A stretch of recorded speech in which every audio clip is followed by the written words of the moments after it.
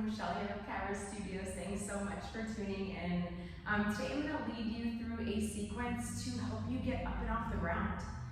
Right? That's something that, gosh, we need so much in our lives to be able to build the strength through our glutes, through our core, right? To be able to have that stability and that balance to get up and off the ground.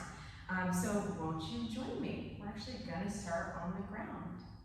So come to lying down on your back. So I'm going to choose to do so as part of this. I'm going to step 1 foot forward. I'm going to let my other leg bend down, so I'm kind of in this split stance. And I know that I have my hands to support me here as I lower all the way on down. Take my hands to the ground. Take my other foot width down on my hands and my knees. I'm just going to lower on down to the side of my hip. And we'll come to lying on our backs from there. So we'll start with a bridge sequence. So come to lying on your back, your knees are bent, your feet are on the ground, and your arms are alongside your body. Take a moment here and feel not only your spine touch the ground, but I'd really like you to connect to the deep connection to your feet, right? How they're driving down into the mat. Take an inhale breath. And then on your exhale with a flat back, can you lift your hips up so that you feel this hinge really happening from the hip flexors and from the hip extensors being your hamstrings. On your inhale, lower on down. Exhale, drive weight through your feet and maybe especially through your heels as you lift and lower. Good, and then you can maybe start to create that connection, that force that supports you, right? Because that's what you'll need to be able to get up and off the ground is that strength and that support from your legs. Exhale, lift. Inhale to lower. Good, we're gonna do about 4 more of these. And then I'll show you another bridge variation, which will definitely fire up your hamstrings in case you didn't feel it quite yet. I know it does to mine. Okay. And then let your hips come down. You're gonna walk your feet out so they're almost straight, not totally straight, but almost straight. Mine are, I don't know, let's say 75% of the way straight. And you'll drive your heels down into the ground.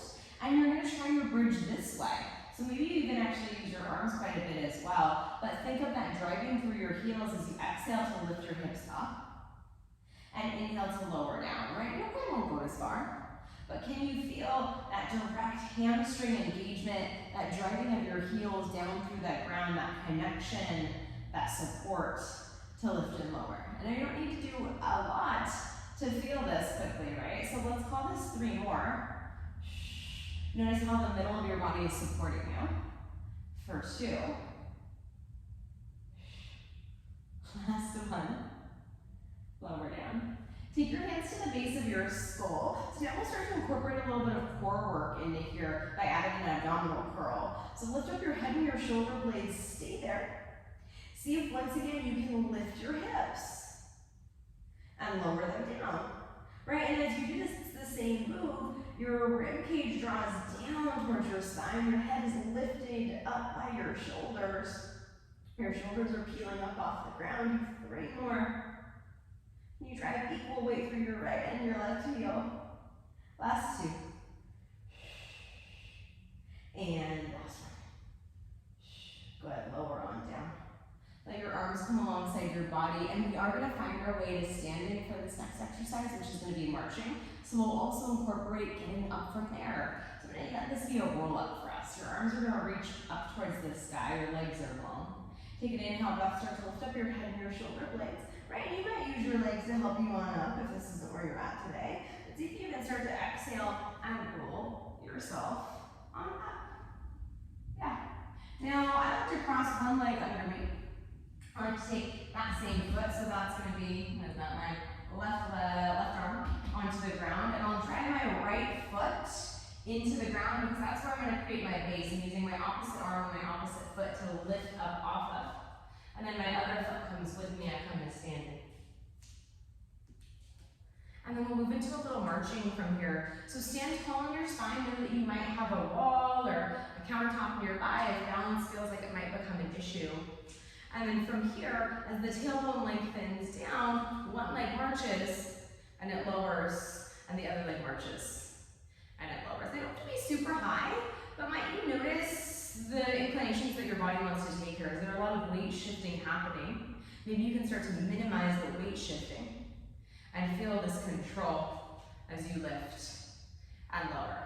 Right? For me, I'm actually feeling a lot of abdominal engagement as I try pretty hard not to weight shift. So maybe you can feel that connection of your rib cage, or that's the ran rock we always talk about, right? Of the abdominals wrapping in and around your spine. Yeah. Keep moving, take your hands to your leg, and see if you can start to create a little bit of resistance. You're pushing your hands into your leg and your legs into your hands. So there is to be, right, some force created from your arms and some force created from your quads. How's that weight shift doing? Hard. Yeah. Okay. And do 2 more of these, and then we'll get your quads to wake up a little bit too. And last one. And let your arms lower down. If balance is right about feeling a little tricky today, you might walk yourself a little closer to a wall, whether back against it or in a profile. I'm going to give you a profile today because I think that's going to be a little bit easier for you to see. So stand tall in your spine, connect to all those same points. Tailbone lengthens down, the pubic bone lifts up and under your ribcage. You stand tall, hand is near the wall. And your left leg, so the leg that's away from the wall for me, you're going to see if you can lift that leg up to tabletop. And take a moment here, really plug into the opposite leg. So the leg that is on the ground, your supporting leg, is really going to drive into the ground. And to access this quad muscle, you're going to see if you can start to straighten that floating leg. And I like to prep myself here, so I like to play with bending and extending it and focusing on the spine not changing, right? This is a hard move. And then the natural tendency is for our torso to shift back, so that's why you might have a wall to stabilize you, and you might be playing with this bending and extending. If you feel okay here, maybe that leg straightens, and you're going to see if you can hold it straight for 4 breaths. You might see if you can get close to hip height. It's a hard ask. For 3, 4, 2, and slowly come on out of it for 6. Right wall is there if you need it. Stand tall, right, connect your feet all the way up to the crown of your head. That leg might start by just lifting up and bending and extending. Right, can you feel that as you bend and extend, there's a lot of stability happens and nothing else changes? Good. And then maybe that leg stays straight. Whew. And you stand tall. The tailbone lengthens down. You're driving that quad to hold that whole leg up. This is 3 breaths and 2 breaths. And last breath, slowly come on out of it. Find your way back onto your mat if you did come off of it. You get to come back to the ground. Right? That is what this class is about after all. So once again, I'm going to step one leg back. So I'm going to split stance. I'm going to let my back knee lower down to the ground. So I'm bending into my front knee. The deep lunge with a hint for what's to come. I take one hand down and then the other, bring both of my knees back. I'm actually going to come to sitting on my bottom or my tailbone, both knees in front of you. This is going to be a little rolling like a ball. Take your hands onto your shins. Right, you're going to find this balance point. So this is what we might call being on the back of your sitting bones, right? Those bones at the base of your pelvis. And you're going to use your arms a lot here. So your arm muscles actually support and lift you. Your abdominals are lifting and rounding up and under your rib cage. And maybe the head is coming a little closer to your knees. You'll use your arms a lot here, right? I said that a couple times. To maybe help to hold you in this shape, take an inhale and take an exhale. Take an inhale, roll back. Exhale, lift yourself on up. Right? And it might not be perfect, it's okay. But you're just kind of finding that balance point and noticing how the abdominals really have to connect to your center to hold you stable. This is 3. We're going to try to balance. For 2. Last one. Right, see if you can find some balance, even if it's just for a moment. Use your arms a little more. One more inhale breath. Exhale, fold your feet under you. Let's try to see if we can come back up again. So my right foot is on the ground. My left leg is kind of slightly just folded to the side. And my left arm, I'm going to plant it on the ground a lot to use it to lift me up. And I'm using my right leg muscles to lift me up. Okay, let's try out a lunge while we're here. So right, we were doing a lot of lunging to get down, so it would make sense that a lunge is a good exercise to help you train for that. So in this double lunge variation, You're in that split stance again, right? One leg is forward, one leg is back. If this is a little destabilizing, having a wall nearby is also a nice thing to do. And your tailbone is nice and long, right? So the tailbone lengthens down, the pubic bone lifts up. You're in this nice tall stance. I like to take my hands to my hips. And then you'll start to bend into both knees. You might take a moment and just analyze this stance, right? So your front knee is in alignment with your front ankle. Your back knee is under your back hip to the best of your ability. So your back knee is pointing down towards the ground. You stand tall. And you can absolutely play with making this a little deeper, right, as you build strength. So maybe you straighten your legs. You see if you can lower that knee a little lower to the ground every time. So you'll build a little bit of that muscle memory. Maybe eventually that knee can come down to the ground. The training for it. Or maybe it doesn't, right? Maybe you just kind of pulling in halfway. Good. And then switch sides. Right, so again, knowing that you might have a wall nearby, and that split stance, your back heel is lifted, your spine and pelvis are in this nice long line, and both knees or that knee rather, is pointing down towards the ground. The front knee is over your ankle. Yeah, and this can get quite challenging to try to hold yourself in space. I'm feeling that back quadricep work a lot.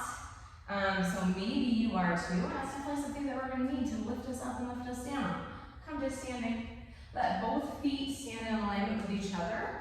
And you might have noticed that that kind of felt like a squat, because a squat is another thing that we use to get up and get down. So your feet are in a nice parallel. We might consider that anatomical parallel, right, with your feet not hips distance apart. I like to take my hands to my hips, but you could also reach them forward if you like. And then on your exhale breath, start to hinge the hips back, bend in the knees, and your torso just naturally kind of pivots in a nice long diagonal line. And stay here and really analyze this. And you'll see here, I'm going to give you a different view. But might you feel that as you drive weight through your heels, the knees are maybe in line with the ankles, slightly in front, but there's a lot of core activities. You might have heard us teachers, maybe me, talk about sometimes envisioning your plank spine here, because there's really this deep connection as the abdominals wrap around the spine, but you're still in this nice long line from the crown of the head to the tailbone. So you can find this full body connection here in this spot. You can, as always, play with standing and then sitting back into it and reestablishing that connection. Or maybe just holding the shape is a good way for you to challenge your endurance.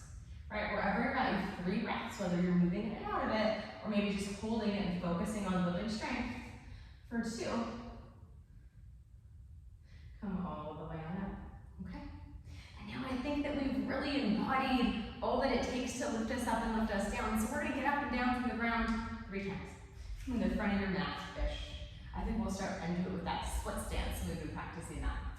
1 foot steps back. Okay, start to bend into that back knee so much that it lowers down towards the ground.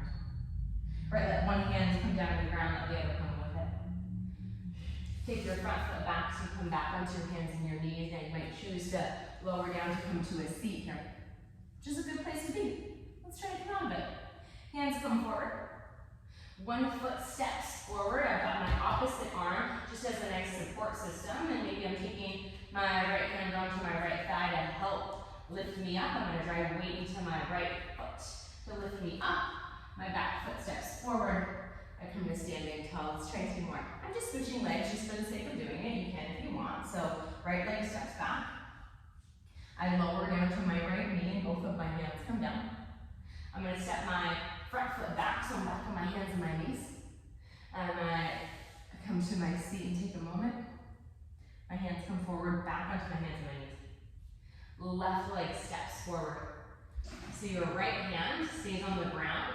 Your left hand comes onto your left thigh. And you're going to make sure you tuck your back toes if you weren't.